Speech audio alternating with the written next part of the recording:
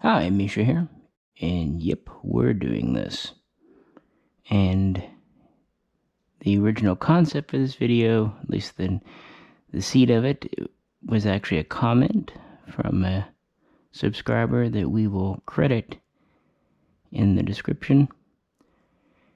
And as he pointed out, I've already covered Mauser rifles in several videos and in several ways. So how to do this? Well, if we've already covered the rifles, why not cover the man?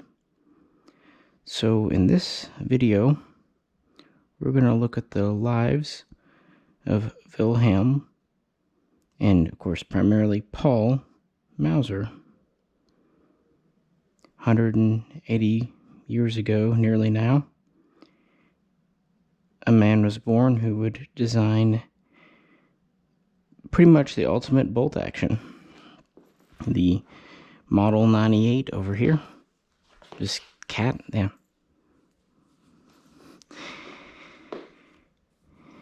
But it didn't spring from the void.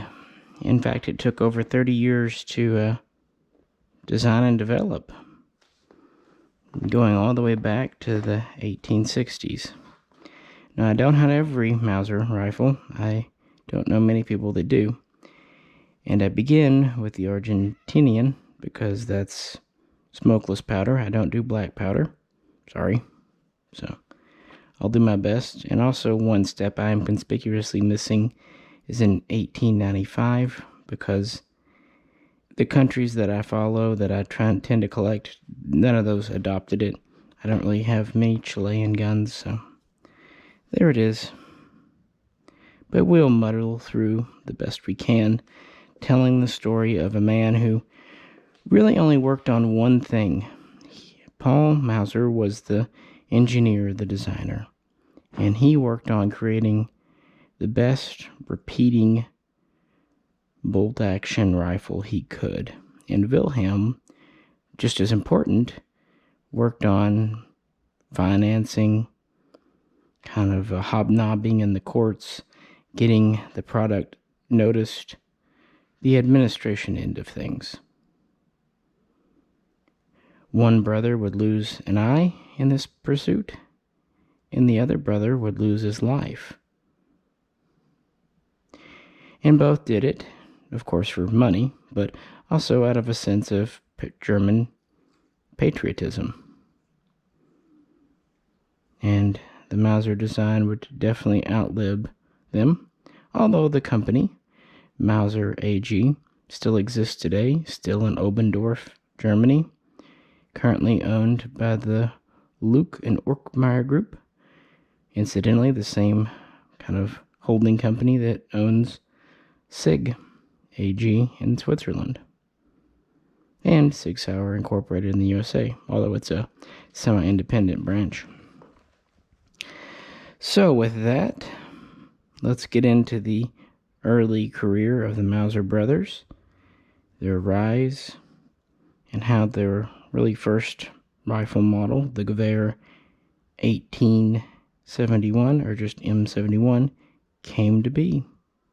The story begins with Andreas Mauser, who was a gunsmith and later kind of head gunsmith, chief gunsmith at the Royal Small Arms Factory, Opendoorf, and he would have a lot of kids, including 7 sons. Most, if not all, would help him at one point in time or another at the factory, but of course, Wilhelm and Peter Paul Mauser would be the most important. Wilhelm would be born in 1834, and Paul would be the youngest, born in 1838.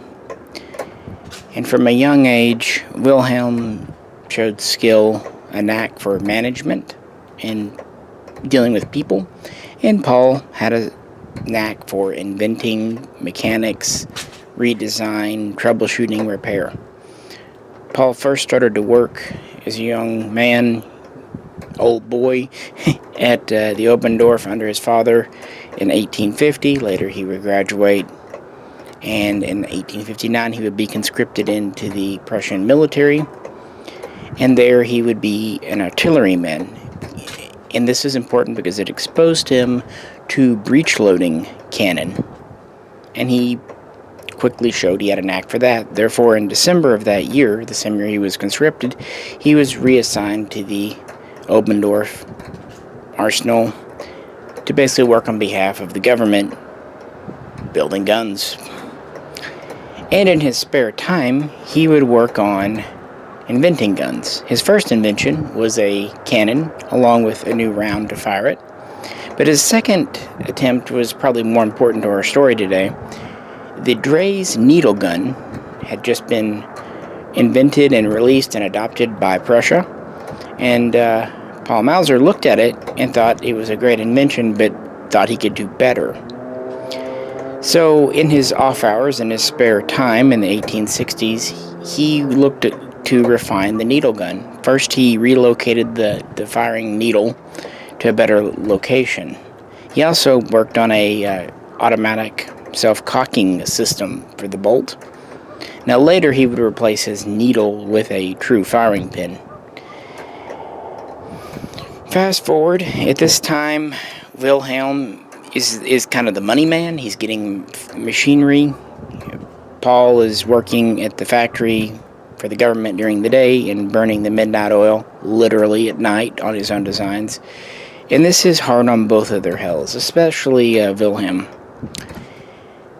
In 1867, they decide to offer Paul's updated, revised needle gun design to the Austrian military, the Austrian-Hungarian Empire, because Prussia just purchased a new gun. They weren't going to do it again. So it's over in Vienna, when they're showing it off, trying it out, that they meet Samuel Norris from the Remington Company in America. Now, there was a partnership. It was kind of iffy. Norris overstepped his authority, and it really went nowhere, but it would officially result in the first Mauser pattern of rifle, at least on paper, the Mauser Norris 1867. But more importantly, it bought him time over the next 2 years to really refine his design. And then finally, in late 1869, he submitted his design to the Prussian military, who was looking to finally adopt their first metallic cartridge black powder rifle. And they decided to accept it with one proviso, that he update the safety. So in early 1870 and 71, 72, he works on this gun. It gets informally adopted if he makes some changes in 71. So he works hard into 72 on specifically the safety, comes up with the design in February of 1872, and it's really the Mauser safety we know today. And with this new safety, the Gewehr Model 1871 is adopted by Prussia, firing an 11mm black powder metallic cartridge, and again, this will have a true firing pin. And thus, for the first time, a Mauser rifle gets full, true adoption. However, at the time of the Gewehr 71's adoption, the Mausers only had a small factory, just a step up from a mom-and-pop shop in Opendoorf. So they were not given a contract to produce rifles. Instead, they were given a contract to produce rifle sights, about 3,000 of them. But they were not satisfied with this, so thanks again to Wilhelm, in 1874, with immense help through the government and partnering with a bank, the Mausers are able to purchase the Opendoorf Arsenal, the factory. And this gave them a total of 3 factories in the city, the major one. The thing about Opendoorf, it was large enough, but it was pretty antiquated. So not only did they have to purchase it, it required renovation, restoration. Actually, the building, the grounds had began as a monastery, a cloister, a long time ago. They built them to last back then. And once they had this asset, they were given a contract for 100,000 Mauser M71s, which they delivered not on time, but actually 6 months ahead of time in 1876. And with this initial success, the next big order would come from China, who would order 26,000. And then the final real big order that Mauser would receive would be 100,000 from Serbia. So things are looking up at the end of the 1870s, and Paul and Wilhelm were working on improving their design, specifically repeating, magazine systems of all types. But then, on January 13th, 1882, Wilhelm Mauser passes away. He wasn't that old of a man. However, he had been running around for 20 years, hobnobbing, getting his foot in the door at court, unlocking funding, dealing with government bureaucrats, dealing with bankers. You can understand how that would wear anyone out. Plus, at times, he and Paul, they were brothers. They had falling outs, they had spats, although they generally worked well together, it must be said. On top of that, his health was never great. Since he was a young man, he was always a bit delicate, and it finally just caught up with him. And so he passed away, and of course this left Paul alone. And while Paul was a great inventor, a great creator, his skill was never in the diplomacy, finance field. And with that, we will move on to the last black powder Mausers and the early smokeless powder. Wilhelm and Paul had worked together for a very long time and were the two brothers closest in age. So of course Wilhelm's death had a private impact on Paul, but it also had an impact on the business. Shortly before Wilhelm's death, around 1880, after successfully creating the tube magazine that would be integrated into the Model 71, becoming the Gewehr 7184, after Paul demonstrated the system to the Kaiser, they worked on what was to be a new small diameter high velocity round. Now this would have still been black powder in the early 1880s, but much like with Rubin in Switzerland, they already could see the writing on the wall and were trying to scale down. Even though smokeless powder wasn't coming in yet, so-called semi-smokeless or compressed black powder was coming into use. And Paul and Wilhelm were working on this, starting to work on the rifles for it, and Wilhelm passed. And this did slow Paul, but not as much as you would think. He worked with black powder, determining that 9.5 millimeter out of updated M71 was optimal for performance. And this would basically culminate in the last black powder gun from Mauser, the Turkish, or the Ottoman, Model 1887. But to back up a bit, in 1884, Mauser would become a stock company under the new name of Waffenfabrik Mauser. But then, in 1886 and through 87, basically the bank and Paul Mauser would sell off their shares to Loewe, however you like to say it, Lowe.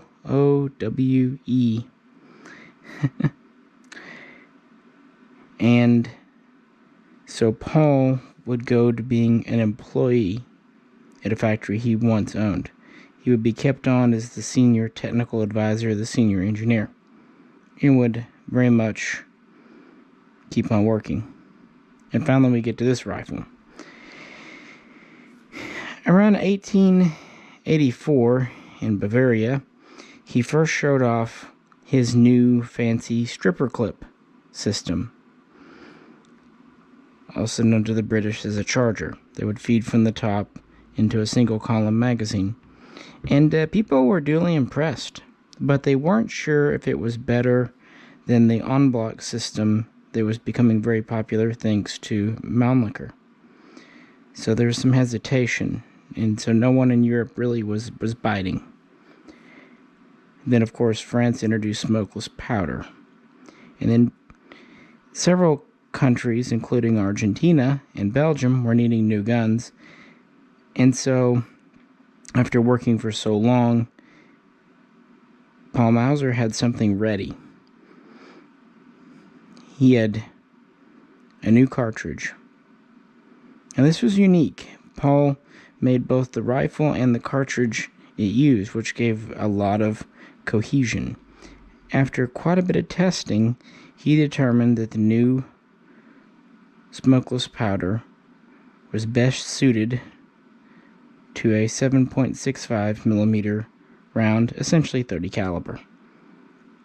And his would have been one of the earliest rimless or recessed rimmed rounds too, which was helpful in working with his new stripper clip quick loading system.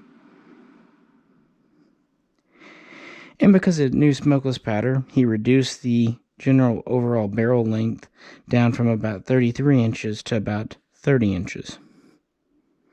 Still long by today's standards, but baby steps.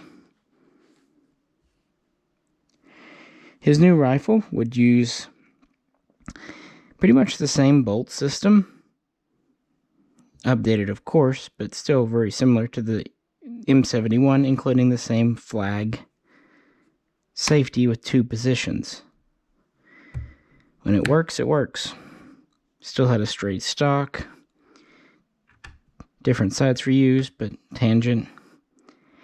And he had 2 versions. He had a shrouded barrel version, like the Gew.98 commission rifle, and a traditional exposed barrel version, much like the M71. Speaking of the commission rifle, like I said at the beginning, the reason I didn't put it in the video was out of respect to Paul Mauser.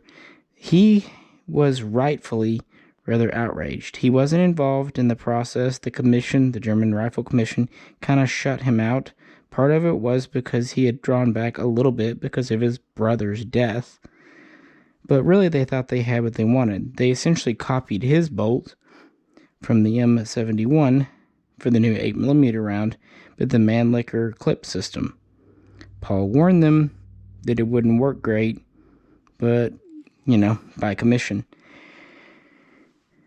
But Belgium was interested in the version with the shrouded barrel. And, of course, it would be in 7.65. Often considered 7.65 Argentine because that's what's available here, but really it was a Mauser or a Belgian cartridge first. And interestingly, the company we know as Fabrique Nationale de Herstal was established in 1889 specifically to manufacture the new 1889 rifle. And Louvre,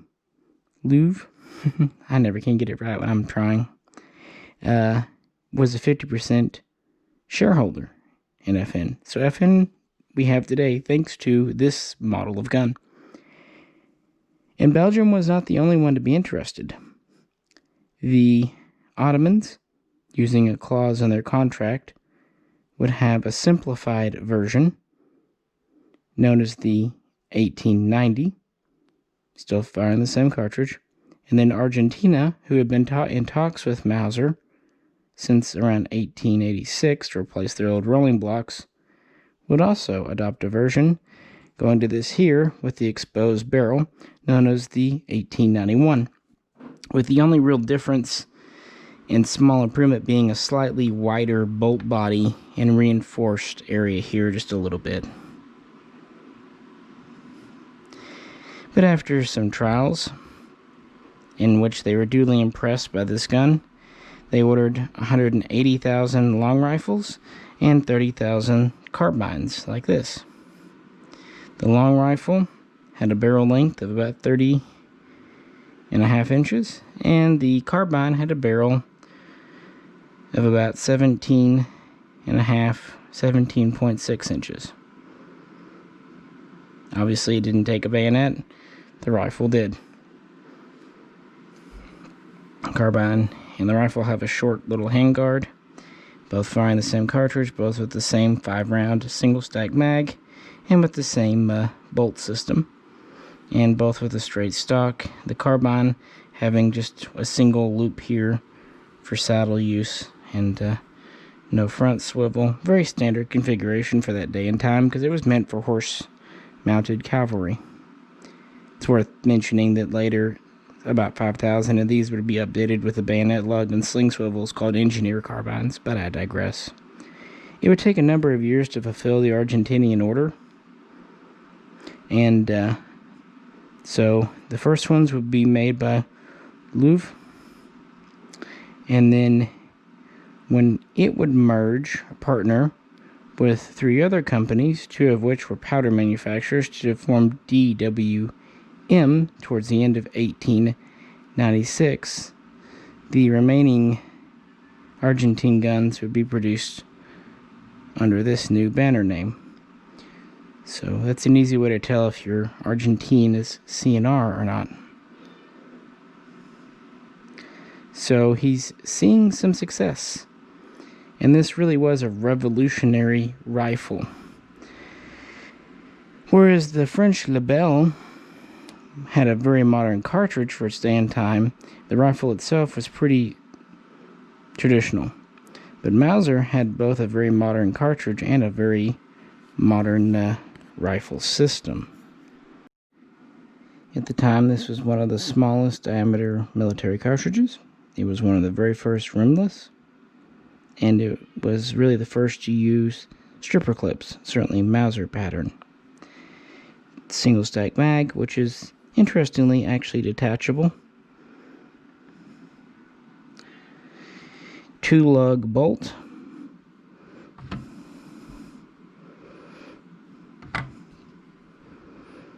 With kind of an early style head and everything. There's no third lug or safety lug in the back. Obviously the carbine has a turn down handle. It is cock on close, as you would expect. Mauser safety. Steel butt plate.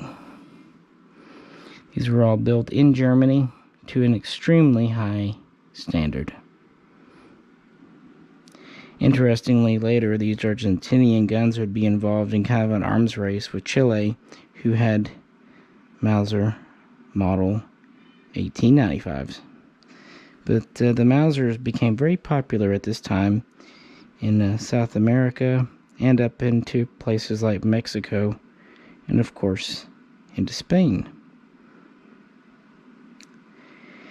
But while this was a very good progression, in much as the M71 really pushed bolt action military rifle evolution forward, the 1891 did as well, but there was still a lot of room for improvement, and there were complaints.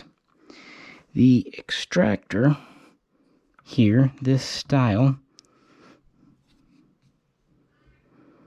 wasn't always the strongest or most reliable, and this pattern of bolt could result in double feeds, even though it's very smooth.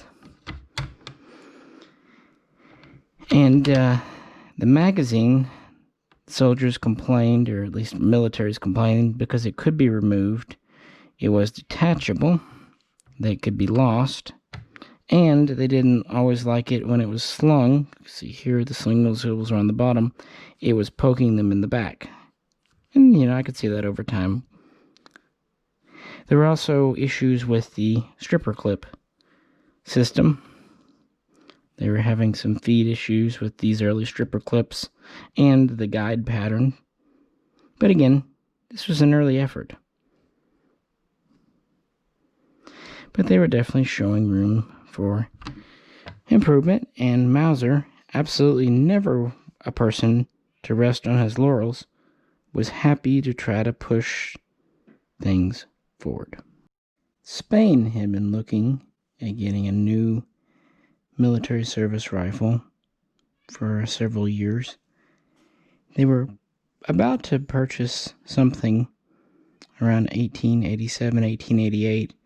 They decided to hold off, which was great because it meant they were able to kind of skip the tail end of the black powder era and move into smokeless. And they did examine the 1889, 1890, 1891 series, but because of the issues I outlined and a few others that they found, they weren't impressed. So, Mauser offered to them his most up-to-date version, known as the 1892. Now, I don't have one of those because very few are made, under 10,000. Maybe 5, 10, 9,000 were produced for Spain for field trials. And actually, they were all ready to adopt it. They liked the changes. It still had the single-stack magazine of the 91, but it was physically a piece with the trigger guard, so it couldn't be removed. Mauser updated and improved the stripper clip system, and most importantly, he went to a new claw extractor, which allowed for guided feeding. So it eliminated some extraction issues and really decreased the chances of double feeds. They were pretty impressed. While some 92s were chambered for 7.65, Mauser also worked on a new cartridge, which would become the 7mm Mauser 7x57.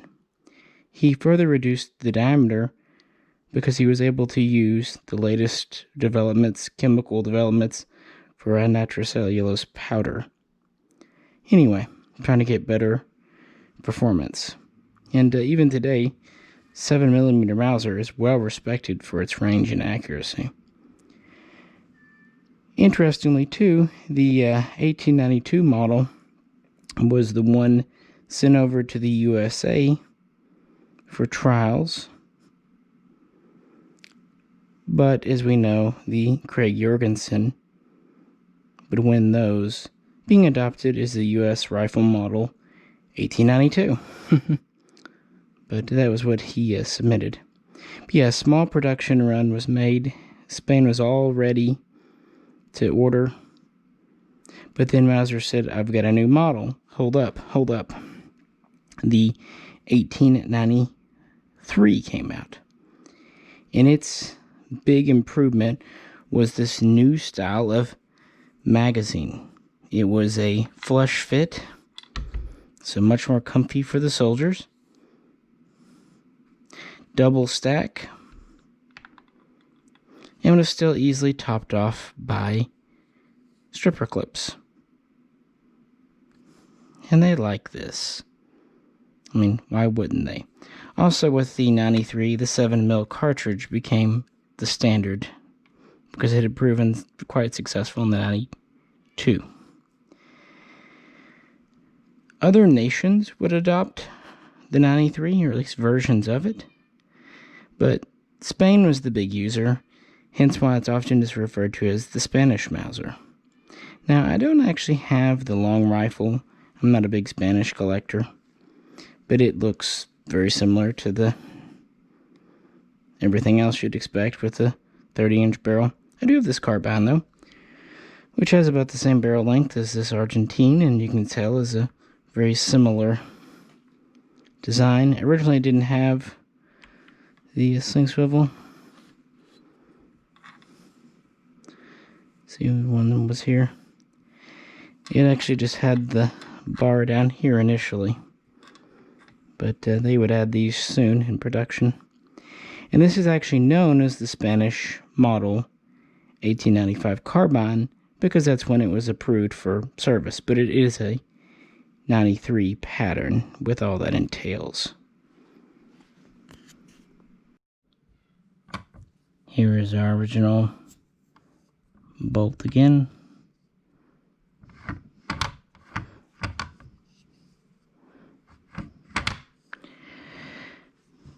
And here's our new claw extractor.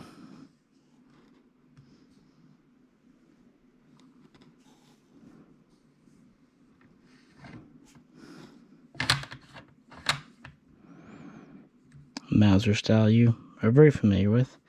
Note it doesn't have the third safety lug yet. And to work with the new double stack magazine, and in an effort to prevent double feeding, the bolt received kind of a squared off underside.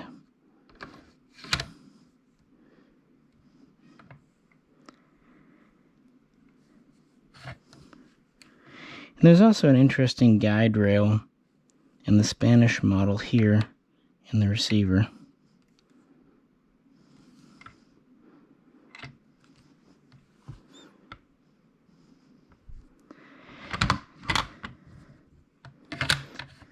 And for the first time, it has a bolt holdback follower where it just comes up to let a soldier know it's empty.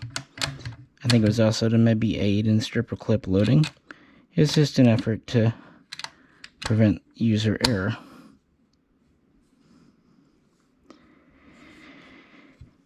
And Spain would be very taken with the 93 rifle and 95 carbine, and these would be produced in huge numbers in Spain at the Oviedo Arsenal. The original ones were made in Germany by Lou and DWM, but very soon production would be in Spain, and they would even make some variants. And just because I can show you an example, let's look at probably the most famous and mass-produced Spanish variant, the 1916 short rifle. Following kind of trends at the time, intermediate length. Again, the carbine would have a barrel slightly under 18 inches. This has a barrel about 21 3/4 inch. Cleaning rod, bayonet lug, protected front sight, and some have these tangent sights, very similar to German roller coaster, which I just think are neat. Side sling bar, sling mount. So they cosmetically changed her a bit, and it even has the hinged floor plate, which was an option Mauser did toy with. Although Mauser, or German I should say, produced examples are pretty uncommon with the floor plate like this. Most just have the standard quick releasing one, like here.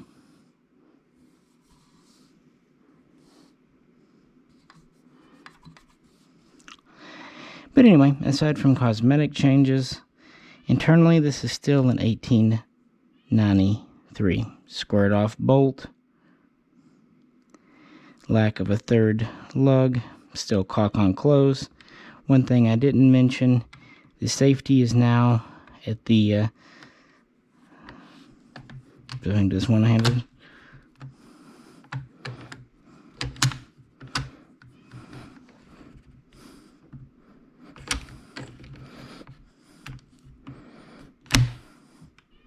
There we go. Is now the 3-position style, with the middle being a takedown. It's another change that was integrated from the 1891 until you get to the 1893. But yeah, Spain would produce these in large numbers all the way up to World War II, only stopping production when they would finally move to the large ring M43. but they would still stay in service through the 50s, some of them even being rechambered from the original 7mm to 7.62 SETME 308 as it's often labeled, and some even being reworked into the FR7. But that's kind of out of the scope of this video and Paul Mauser. But really, for his early designs, the Spanish 93 was probably in service and probably produced in the largest numbers. Well, time would move on. Next in our story, we have the Mauser model of 1894. The 93 went over so well that when Norway and Sweden agreed to adopt a new cartridge known as 6.5 by 55, Mauser figured, well, 7mm was doing well. Let's go down even further to this new diameter, and he reworked the 93 to fire it and submitted it for trials. Now, while this version would lose out in Norway to the Greg Jorgensen, it would be accepted in Sweden. Now, as you know, the first version, the actual 94, was a carbine because the Swedish cavalry were in greater need than the standard army infantry. Plus, it was kind of felt in Sweden a good idea to purchase smaller numbers to begin with to see if it really would work out, because this was pretty new technology and Sweden is pretty conservative sometimes. And there aren't very many differences between the 93, well, 95 technically, Carbine, and the 94. Now, two things. This one has the muzzle extension put on, which is something they had to do in the 1960s here for import because the barrel was actually under 18 inches. And at that time, 18 was the minimum length, so just pretend like this isn't here. Also, this bayonet mounting was added later when these became 94/14s. So originally, it was a bare muzzle like this one. Still has the short handguard, side sling mounts, short rear sight, has the pass-through sling attachment, which I always think of as German style, straight stock. But it did have some changes, some introduced by Paul, and some required by Sweden itself. One that will probably quickly jump out at you here is the traditional 91 style caulking piece. Here is the Swedish one. It has this lip on it. It's not really for recaulking, because unless you have really strong fingers, that's not going to happen. Although you could retard the striker going forward by kind of grasping it. They also put a piece of leather strapping in between for various purposes. Another change is inside. Sweden required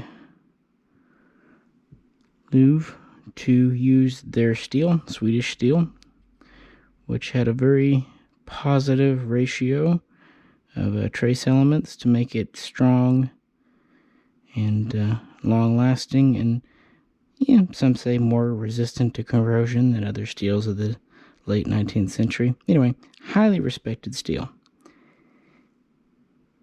Another change, like I said, the 93 had the squared off bolt. Well, with the 94, we're going to a new bolt that is rounded. And I don't know if this was something requested by Sweden or something that Mauser came up with. The fact is, the squared off style was thought to be necessary to work with the double feed double column magazine. It was not, so they got rid of it. It made production that much easier. They also updated and strengthened the extractor a bit. And they cut the side down for use with clips. And a few other nice little changes. It also doesn't have the guide rail inside like the Spanish version. And these had the standard floor plates. The initial order of carbines was made in Germany, but then production was set up in Sweden at the Carl Gustaf factory. And these would be produced in batch runs, primarily up through about 1918, with very small runs to kind of use up existing parts through the 1920s and perhaps into the early 1930s. But their service would last a very long time. In fact, some guards may still have some today. It goes without saying this was a very successful design, and it was quickly proven that the Mauser system did very well with the 6.5 Swedish cartridge. They were well suited for each other. It's also one of the few times early on that a non-Paul Mauser created cartridge was used in a full production Mauser model. But hey, if it works, it works.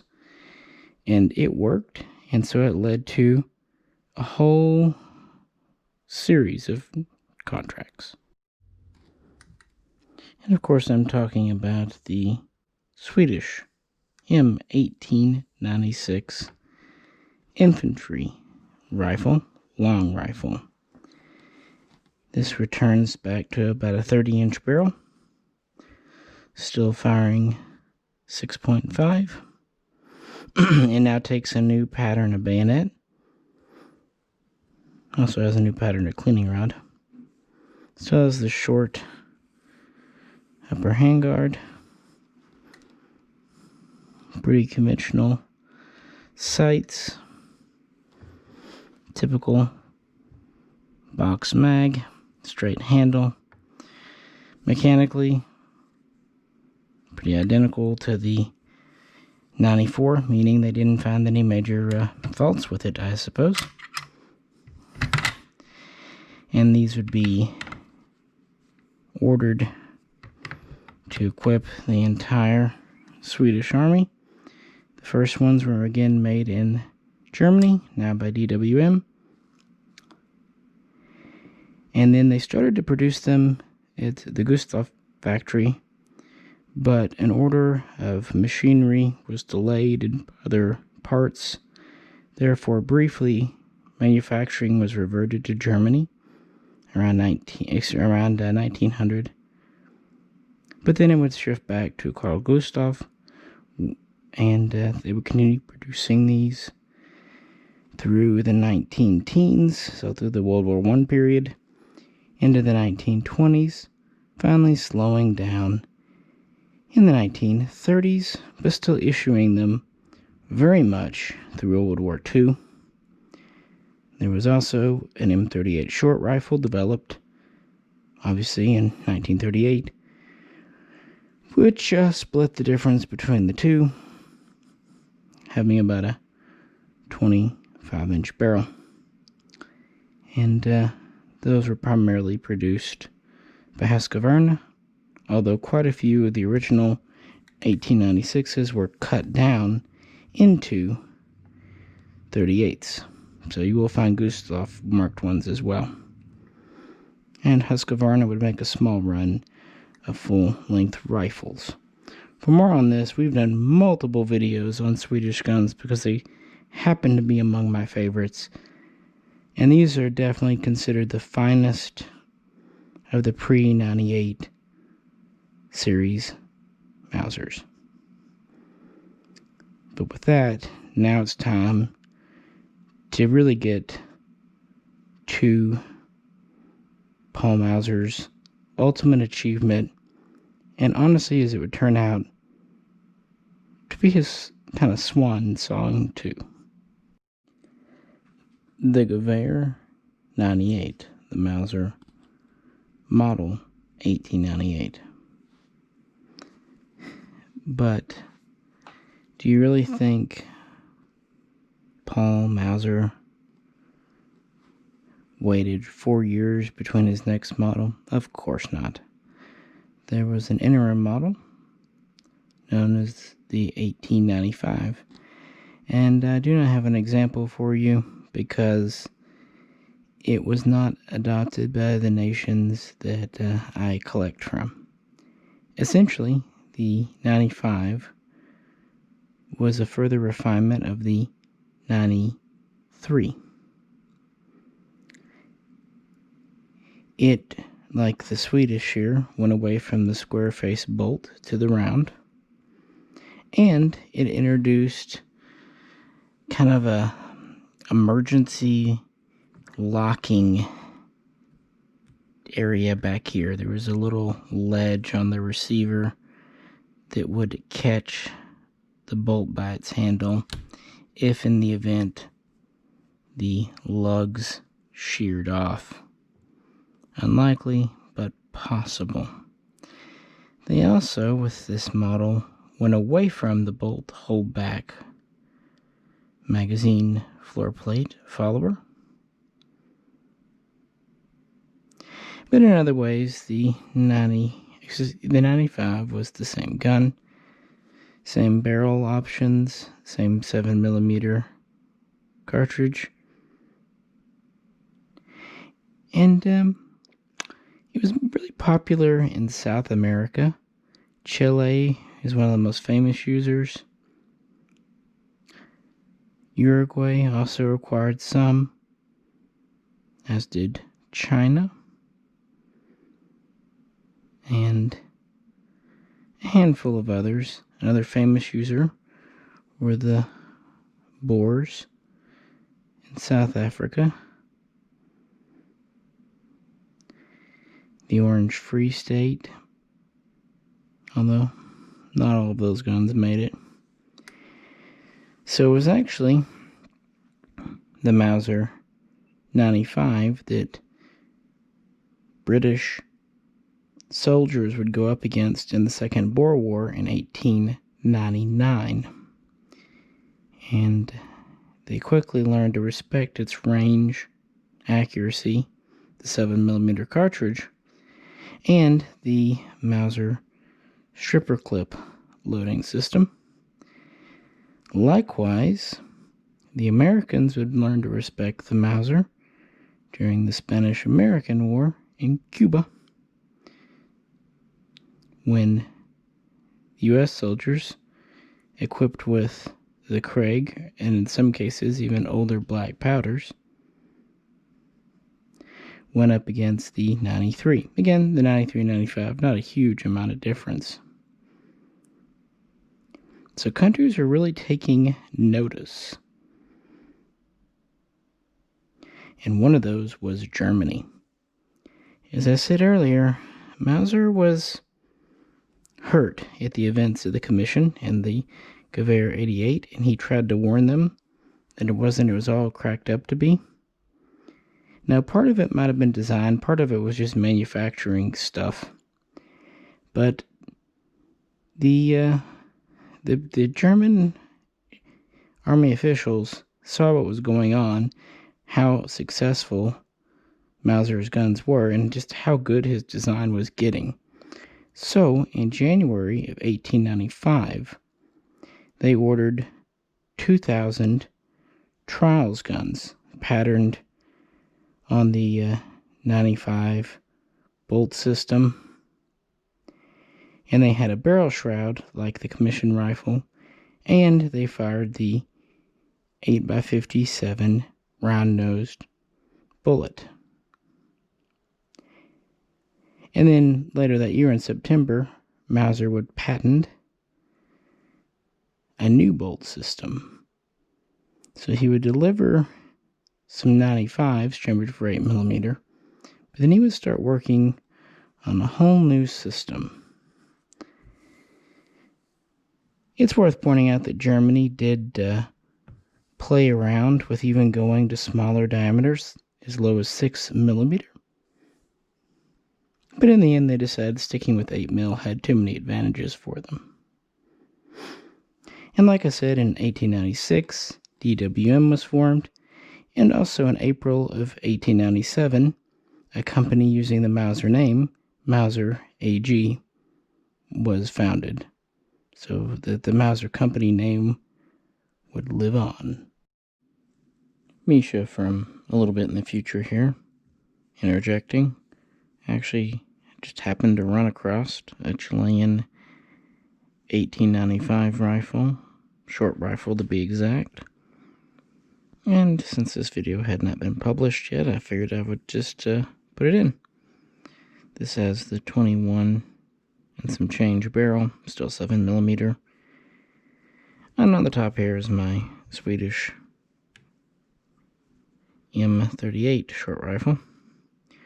One feature I forgot to mention about the Swedish, you can actually toggle the safety or even disassembly with it uncocked. Otherwise, we can open it up here. There's our bolt hold back. There's our scallop for the stripper clip. Comparing it to this, we can see we cannot put the safety on, which is more common for Mausers. Opening it up, we see how there's no holdback feature. The follower is modified to prevent that. Interestingly, it still has the guide rib inside, like the Spanish. It does not have the slot for your finger for stripper clip feeding.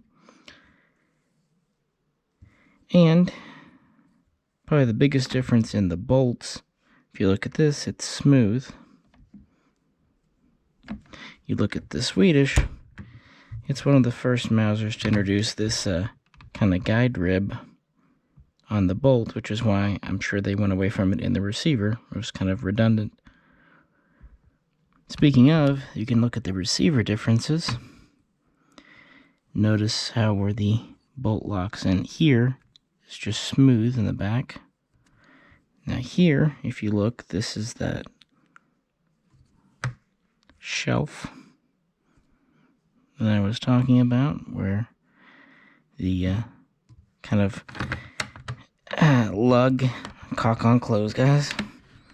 Hard to do one-handed. I'm going to set this down for just a second.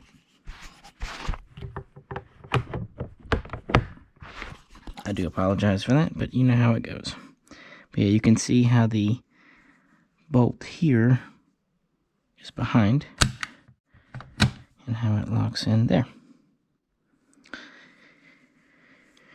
So yeah, this that I would show it. Like I said, this is the short rifle. This one was produced by Lube, so pre-1897. Side sling mounts. Pretty otherwise standard, including the magazine, short upper handguard, your typical Mauser. These are pretty well used, so a lot of them are pretty rough shape. This one's no beauty queen, but it's there for mechanical purposes, just to show you the differences. And again, these were originally produced by Louvre, however you want to say it. And then a second batch was produced under the DWM name, and production lasted until about 1900. So really the 95s were the last Mausers to be built before the 98 took over. And with that, let's get back to the 98 and me from the past. The 98 system really was an upgrade. The 95 had the auxiliary bolt lug kind of haphazardly included as part of the receiver to catch the bolt, while with the 98, a third lug was simply integrated into the bolt. They also improved the gas venting system and the incidence of ruptured cartridge. Probably Paul losing an eye had something to do with his obsession about that part. They improved, updated, modernized the metallurgy. I would imagine working with Swedish guns might have had something to do with that.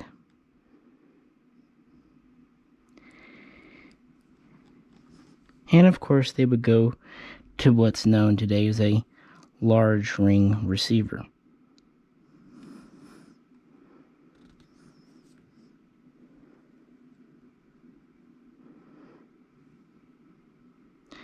Originally, the small ring here was, well, just that, smaller. With this, they had this step up here, and of course, this would make it stronger. It was partially in response to just going to 8mm and looking to the future with even more powerful rounds than existed at the time.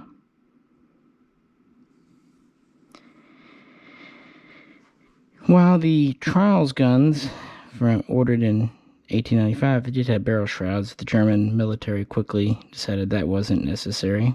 Of course, we have a new pattern of bayonet lug, full-length stock with the small upper handguard. We had these very interesting so-called roller coaster sights. Those are changes done specifically for the Germans. And for the Germans, we have this QD sling swivel taken from the commission rifle. And with the 98 semi-pistol grip stocks do begin to appear.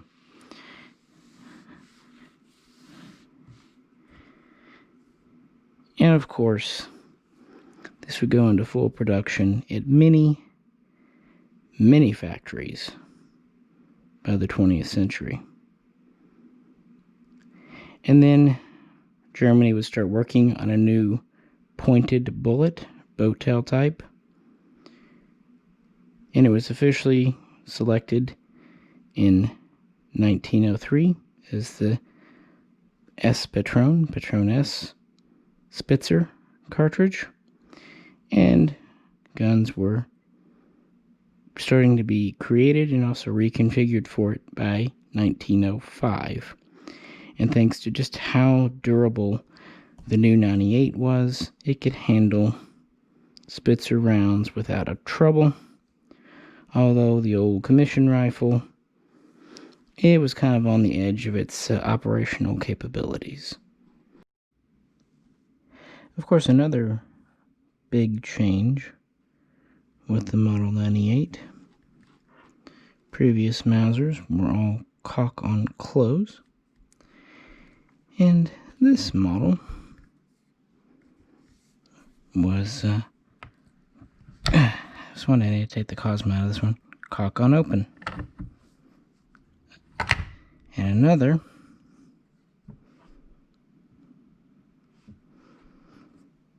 The holdback follower was removed. For, whatever reason. Different ideas. Come on.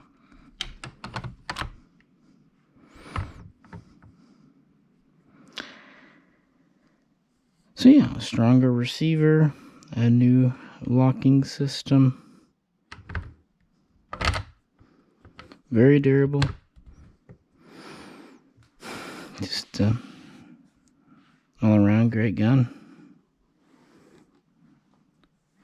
These first started to be issued to German troops in 1901 and were first used in combat during the Boxer Rebellion. And after a few years of early kind of field trials, they were ordered en masse in 1904. And like I said, by 1905, the German military started to use the new Spitzer cartridge. And so main production was kind of running at a few different factories for several years. Both Mauser AG and DWM, two different companies now, received contracts to build these. But at this point, Paul Mauser, after releasing the 98, stepped back. He had been working very, very hard for many years, had lost his brother, and finally regained the German army, the German military's favor, which is, I think, what he was kind of pursuing ever since the success of the Gewehr 71, and then, as he saw it, his failure with them selecting the Gewehr 88, the commission rifle. Now he felt like he finally had created the ultimate bolt action, and that's probably true, at least as much as anything can be. When World War I kicked off in 1914, Germany had roughly 2,270,000 Gewehr 98s in inventory. But of course, they would ramp up production for the war. In total, 4 government arsenals and 7 private factories would build them, with main production kind of running, at least at full tilt, from 1915 through 1917. But by 1918, they actually pulled back because they felt like they had enough, refocusing resources on other guns, such as the Luger and new fancy guns like the MP18. But they really did have a lot, starting with just over 2.25 million. By war's end, they had built about 9 million. Now, the design did change a bit during World War I. The type of wood used would be altered. They would go away from the stock disc. They would add a takedown disc. They would add grasping grooves. Of course, they would still keep the roller coaster sights through World War I. Because why wouldn't they? They love those things, it seems like.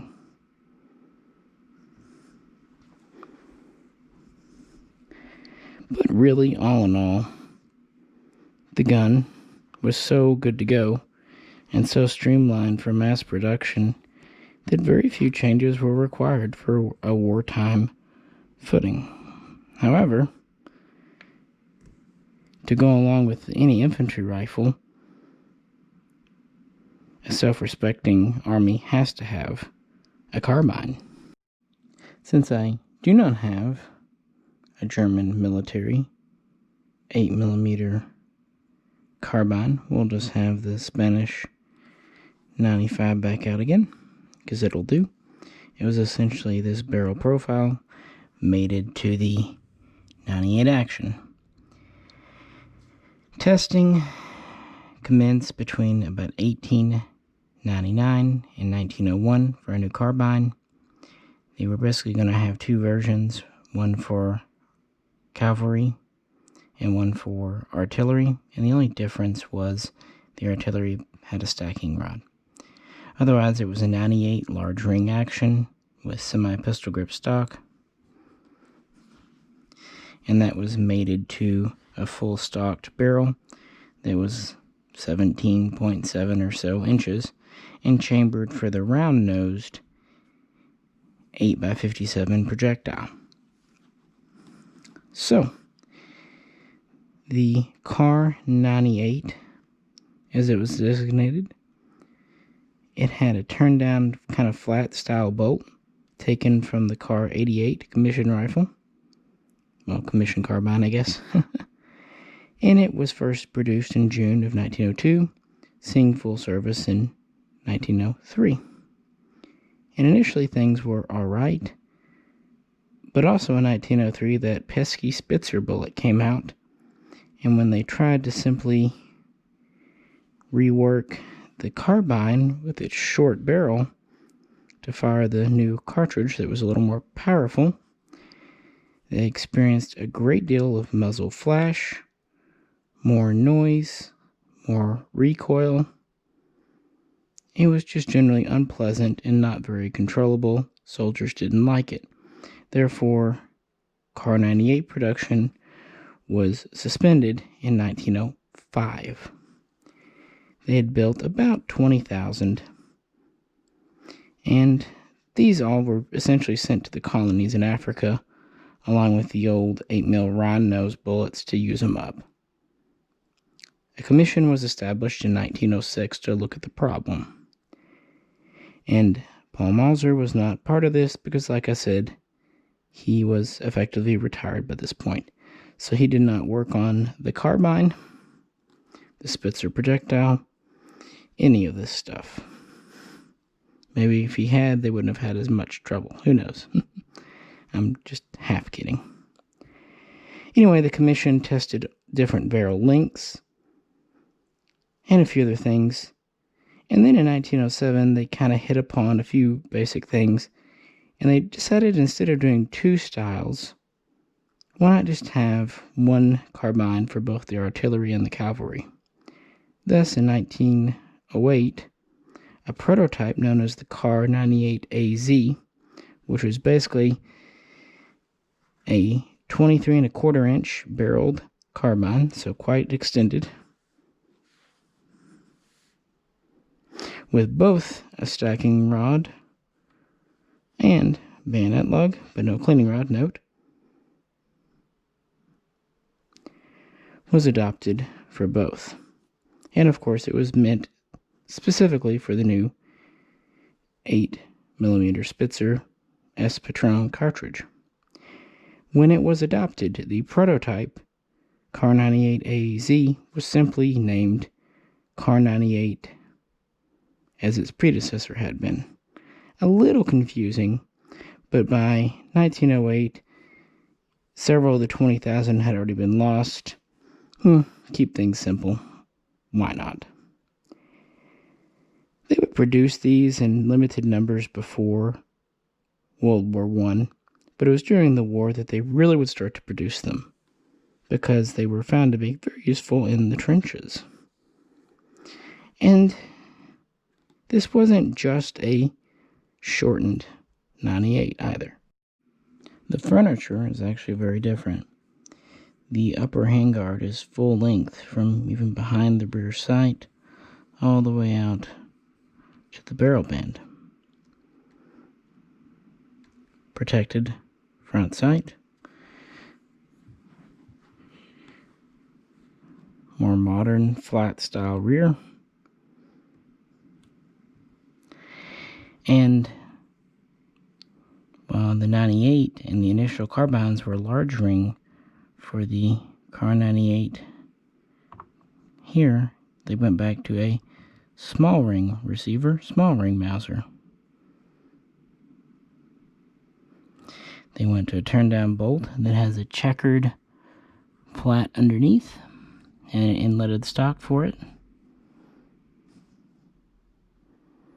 Still, of course, cock on close. But they did return to the, if I can get it in my hand here, bolt hold open follower. And, as you notice when they were sitting together, the trigger guard is in a different position. That's because they actually shortened the stock, but wanted to keep the same length of pull, so they moved the trigger guard forward. And this was to help offset the longer barrel they were forced to go to,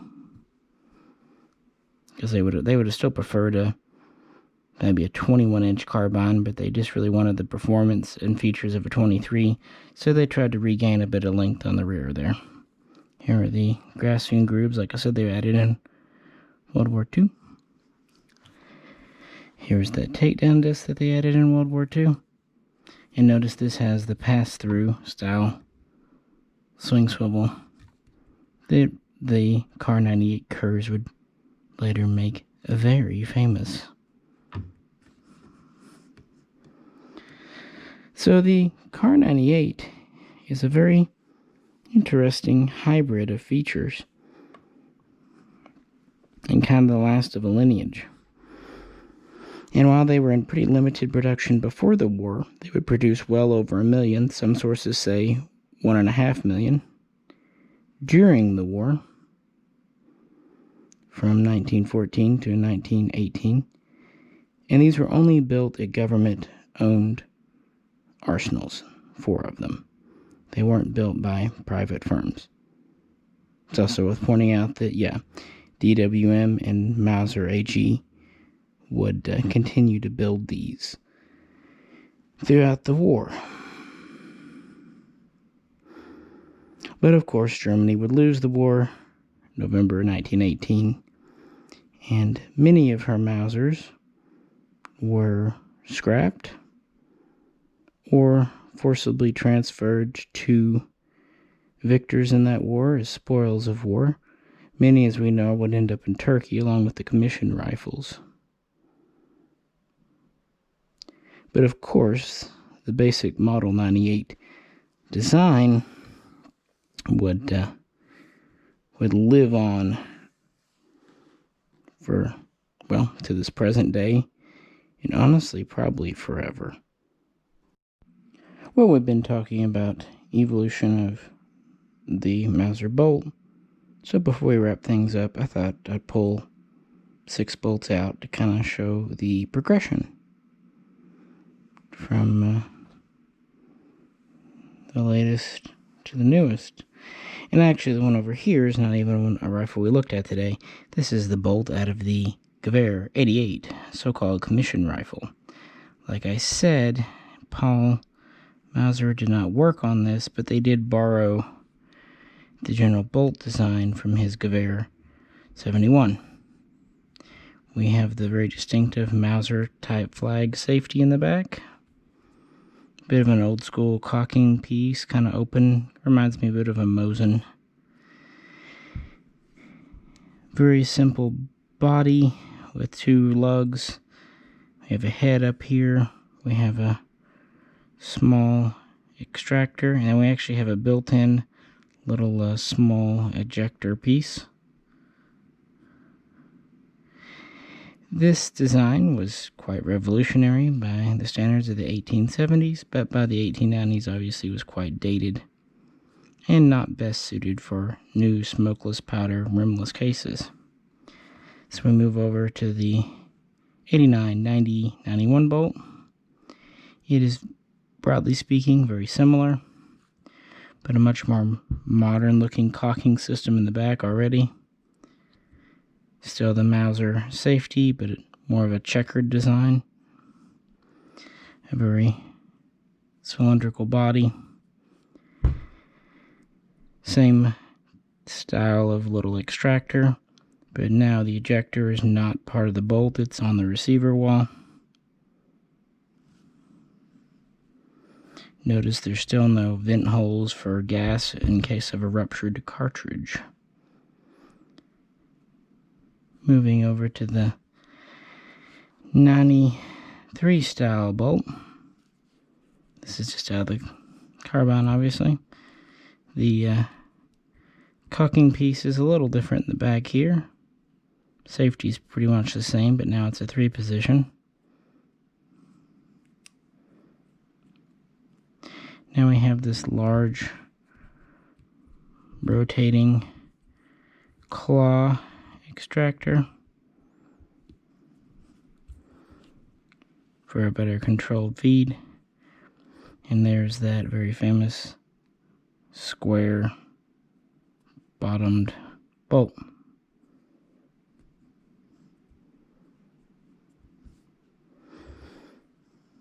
But still really no vent holes or anything. But now we do have this flat spot on the bottom and whatnot. Moving on to the Swedish bolt, 94, 96. You'll see their updated striker tail cocking piece.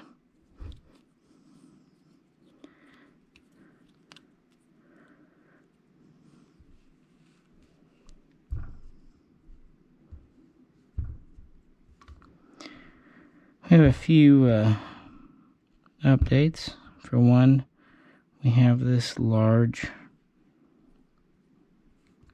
piece here.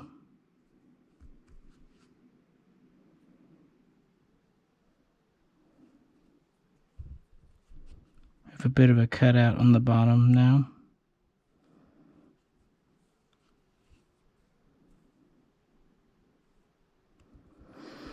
Still a rotating claw. It is a little beefed up, as you see in the back.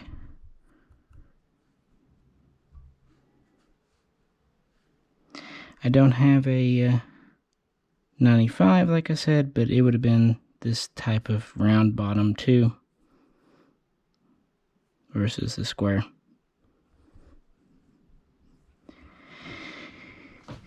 And of course, moving on to my 98 bolt, which is very Cosmo-y. We have a new striker tail again, and new contour to the safety. We now have gas relief holes on the bottom, 2 of them. Still have this large support here. Still have a nice beefy extractor.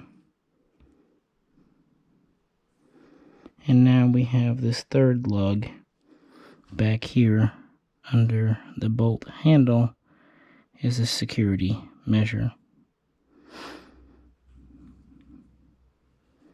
And just to have an even number on the table, here's the bolt from the Carbine.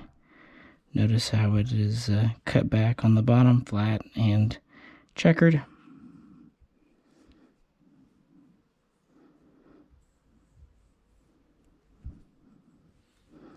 But otherwise the same.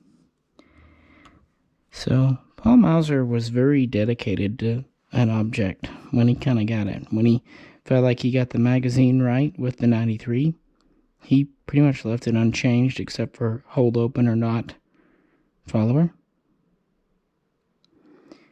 And it took him a while to be really happy with the bolt. But once he did, once the 98 bolt was made, it really didn't need any changes. In fact, the only real major changes came in World War II when the Germans had to simplify it for mass production. But you can see the evolution all the way back to the commission rifle, which is a slightly modernized and scaled down Gewehr 71 bolt. Anyway, I thought this might be fun to look at. So that's kind of the main difference. Well, let's hop to the gun couch for some final thoughts. Really, it was after World War I that the Model 98 really took off. A lot of nations had acquired examples during the war. Even some started manufacturing, such as Czechoslovakia and Poland. And of course, FN continued to make them. And Germany and so on and so forth, so much so that it was a major component in World War II. Also, Germany's allies paid tribute. Britain, for example, created the Pattern 1913, and while it never went into full production, the Pattern 1914 did. Likewise, America, the Springfield Armory, created the very famous Model 1903, and of course in World War II, the 1903 A3 and A4 sniper rifle. And these were so much copies of Mauser that royalties were paid. But those are stories for other times, because Paul Mauser was not involved. After creating the Model 98 and kind of the reestablishment of Mauser AG in Opendoorf, he would retire, living out his days, hopefully finding peace and success, and would pass away just a few short months before World War I kicked off. He would die on May 29th, 1914. And with that, we would see the end of a very dedicated firearms manufacturer, designer, creator, who really started working on it when he was barely old enough to hold the tool, and that was his whole life's ambition and goal. While other designers like John Browning created all kinds of guns, shotguns, pistols, rifles, Mauser pretty much dedicated himself to making the best possible repeating rifle. He dabbled with revolvers a bit, but really the rifle was his passion. And when he found something that worked, he didn't jump around. He didn't try this and try that. When he found something that worked, he used it, kept using it, and kept refining it. You know, we see the safety and basic bolt from the M71 and the M91. We see a new magazine carried over.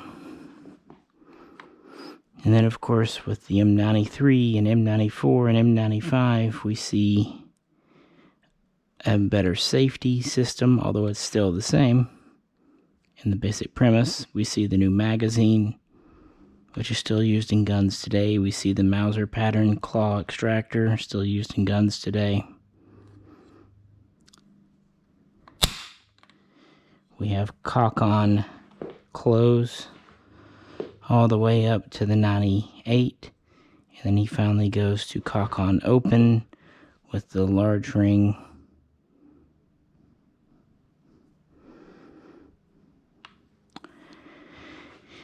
And I included the Kar.98 because it's honestly one of my favorites, and it was developed still during his lifetime, even if he was not directly involved.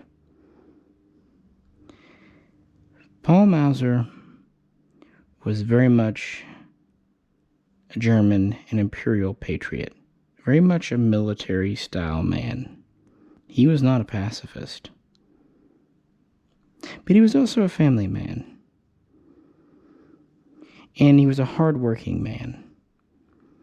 And while he was very much an ally to the army, that doesn't necessarily mean he was bloodthirsty. He seemed to be definitely more engaged in the engineering rather than the political side of things. I'm only mentioning this because we don't know how he would have reacted to his guns being used in the millions for World War I.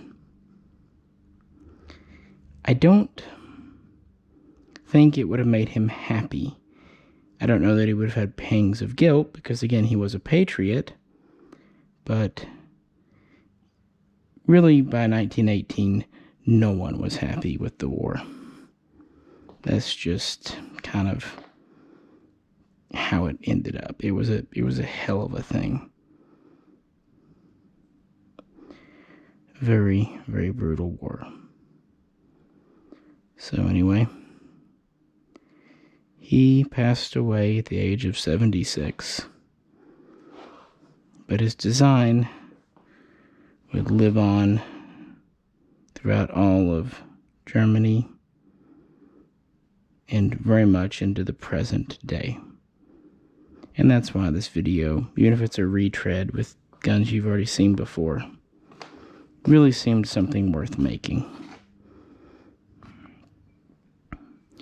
And if you haven't seen our other videos on these guns, check them out. Because we've covered various, various Swedish guns. We've done some videos on the Spanish, and of course several on German. And apologies again for not having everything in the series. Mausers aren't my primary collecting. I just pick up the ones that I find particularly interesting. And with that, I will let you go. If you have any questions or comments, please do post them. As always, if you could, like, share, and subscribe. And if you'd like to help support the channel, or even request a video, check out our Patreon page and our perks and benefits. This is Misha, and I'll catch you very soon, probably with Jay again, next time.